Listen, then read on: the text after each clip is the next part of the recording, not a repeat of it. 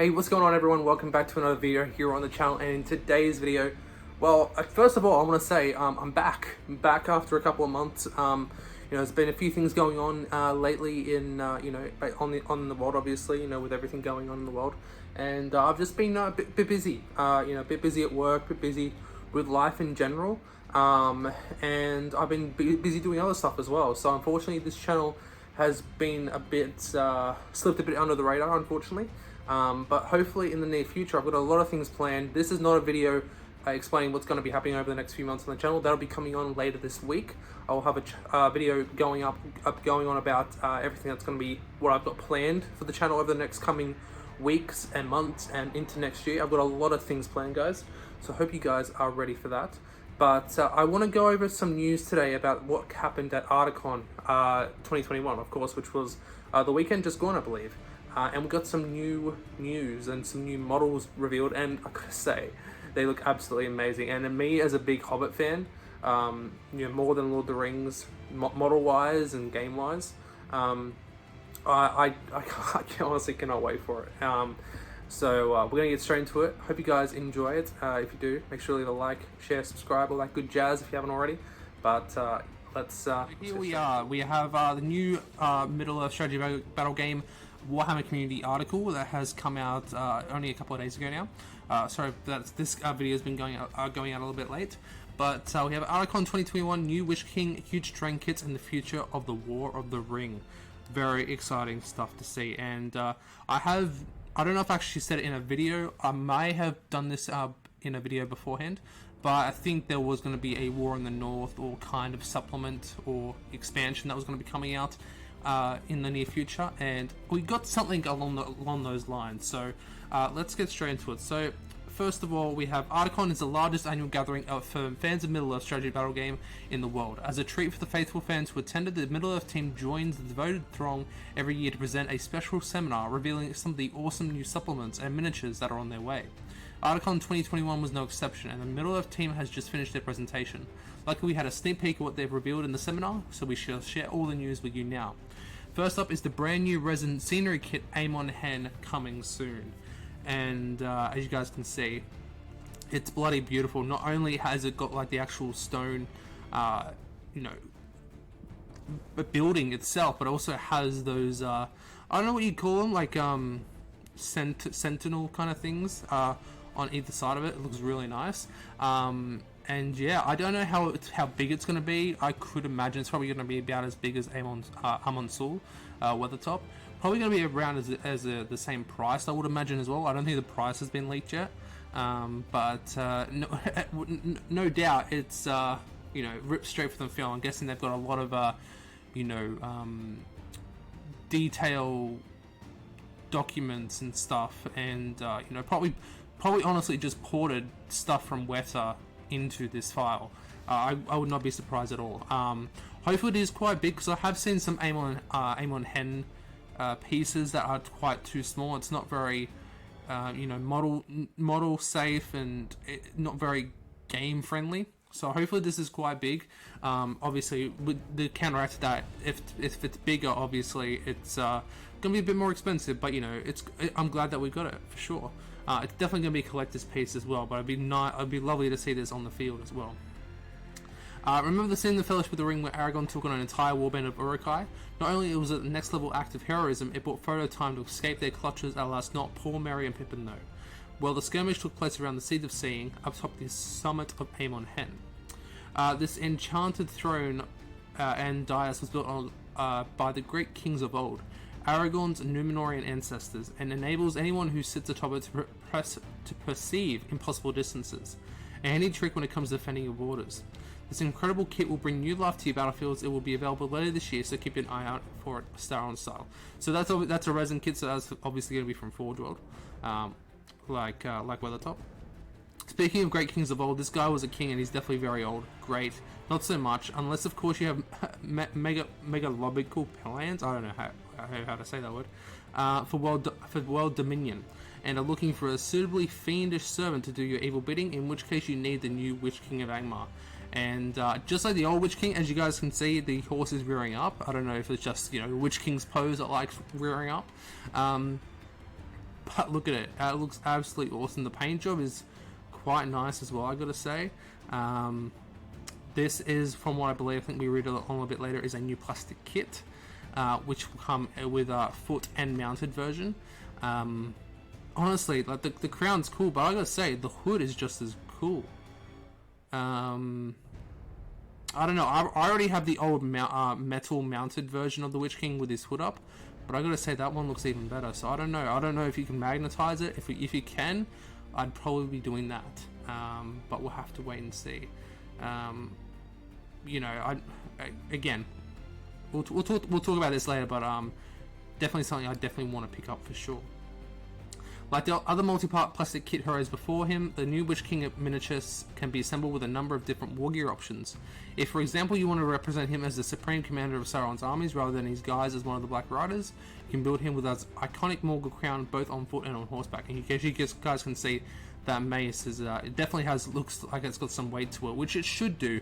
I never really liked the one where it had the what do you call it, the mace going over his head, because that just doesn't seem very real, and that really never happened in the film either, because of course it was so heavy. You guys can you obviously see it in the extended edition appendices.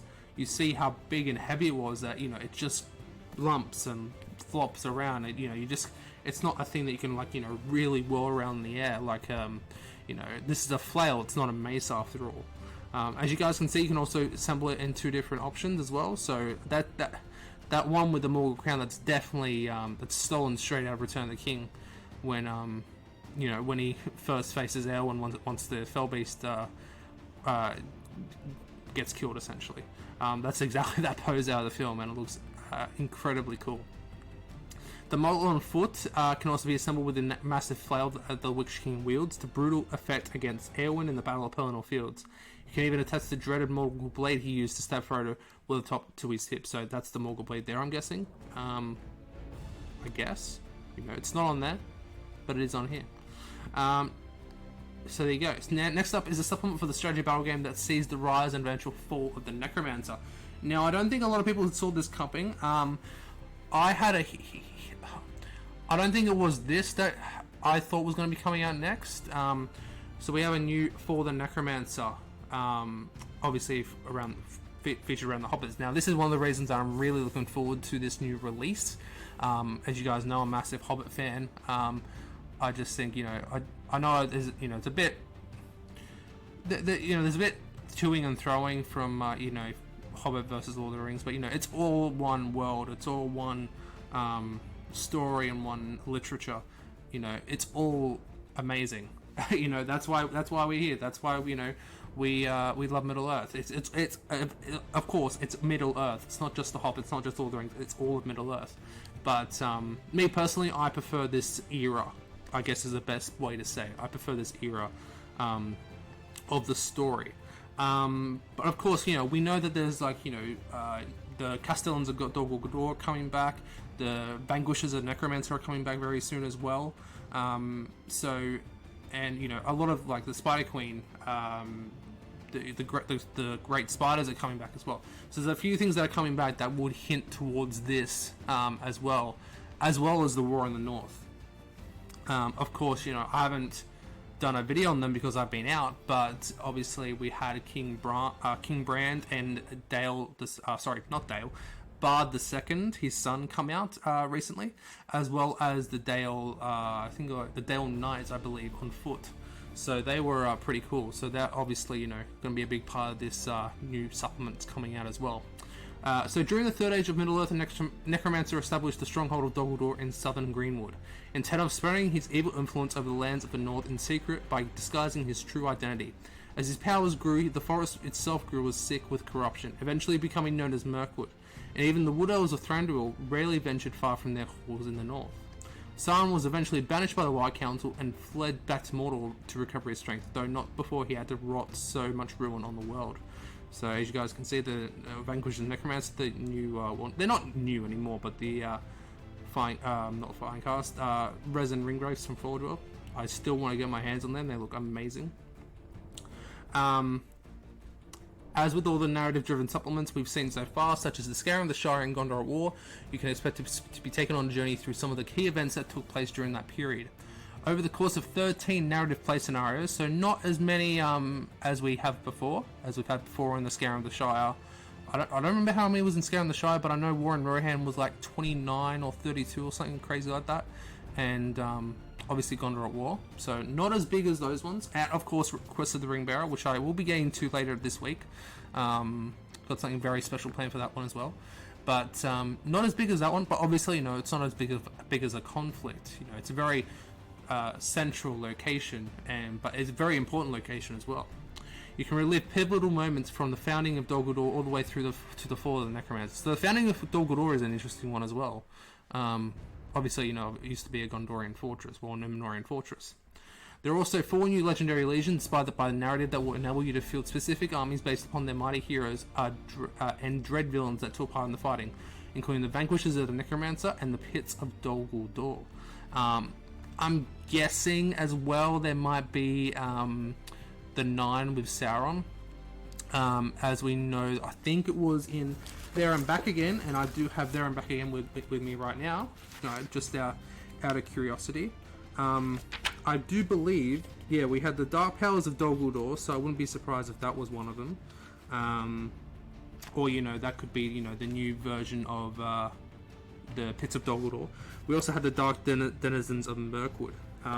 So, that's all like the beasties and all that kind of stuff. So, those armies already exist. So I'm guessing it's going to be something similar to that. Maybe, obviously, the Dark Denizens of Dol Guldur had a Hunter Orcs. It had the Necromancer, had all the Nazgul, and this one might just have the Nazgul and Sauron in it. As one of the legendary legions. We'll have to wait and see. I'm guessing the Elves might be one as well. Depending on what route they want to go, they could have, I don't know. We'll have to wait and see. I'm really excited for it though, for sure. In order to do justice on the battlefields when it comes to playing these scenarios, you want you want more than a few courses strewn through spider webs, right? What you need is some ancient ruins to represent the cursed walls and dungeons of Dol Guldur. More specifically, what you need are the ruins of Dol Guldur. And there is a video here, guys. I might put it up on the screen for you guys to see it, so you guys can. It's amazing. And look at this beauty. This fully modular plastic kit can be assembled in a number of ways and even combined together to create large, imposing structures. And it basically says at the end, terrifying, evil fortress of unfathomable doom. So there you go. With steep, jagged stairs, iron gates, and creepy, ominous statues, it certainly captures the Dol Guldur aesthetic. Well, the bad guys think it's cool, cozy anyway. And again, stripped straight out of the film. Like, look at this thing. It does look quite modular as well. I'm guessing like all these pieces, are separate. You can do it any way, each way. I'm gonna get like 10 of these, honestly. Like, I started a Dol Guldur board many years ago. I think it was back in 2016, 2015. Just before I got out of the hobby, for a couple of years, and I think that's still around somewhere. I did, like all the big structures were built. As you guys can see, there's you're gonna get a lot of your big structures from this one kit. Obviously, you'll need the tunnels, you'll need the caverns, you'll need the dungeons, all that kind of stuff. So I could still use that board and just have this stuff on top and mix it between my terrain and this terrain. I think it could be a lot of fun. If you guys would like to see something like that, do let me know in the comment section below, because I could see a lot of cool things happening with this board. Yeah, like I said, Dol Guldur is one of my favorite parts of the Hobbit film, so I really can't wait to get my hands on this set. Believe it or not, that's not even all. The lucky folks who attended the preview seminar were also treated to one last peek into the Palantir with this final treat, the next narrative expansion after the fall of the Necromancer, Defense of the North. So I was kind of right that I thought it was going to be War in the North, everything expanding, kind of like if you guys have ever played Battle for Middle-earth 2, something along those lines. So everything that happened north. So when Mirkwood got was assaulted, when Erebor was assaulted, when Dale was assaulted by all the Eastlings, when Lothlorien was assaulted, all that kind of stuff. I think this is what this entails. The War of the Ring is travelling officially north at last. If you're ever thinking about mustering an army of dwarves led by King Dane Ironfoot and Thorin Stonehelm, alongside an army of men of Dale under the command of King Brand and Bard II, now definitely is the time to start. All these releases are more on their way over the coming months for the Middle Earth strategy battle game, so in the absence of your own scene seat, make sure to check back regularly on Warhammer Community for the latest news. And I know I've been quite lacking with the news lately, but you can definitely from now on expect when something drops about this, I am definitely going to be talking about it, because I know I said I'm more of a Hobbit era person. Obviously, this is all Hobbit era stuff to me, because it's all dwarves, it's all Dale, all the Hobbit based stuff is in Defense of the North. And yeah, I haven't got any of this stuff unfortunately yet, but for sure when this stuff comes out, I will definitely be picking this up as well. You can definitely expect some, because I'm definitely expecting there's going to be like a campaign or scenarios in here, so you can definitely probably see them on the channel. When it does come out, probably next year sometime. This might come out this year, but of course we won't be able to do it till next year. But yeah, and that was everything revealed from Ardacon. Amazing. Cannot wait for it. And yeah, let me know what you guys think in the comment section below. I cannot wait for it. It throws another spanner in the works with everything that I want to do on this channel.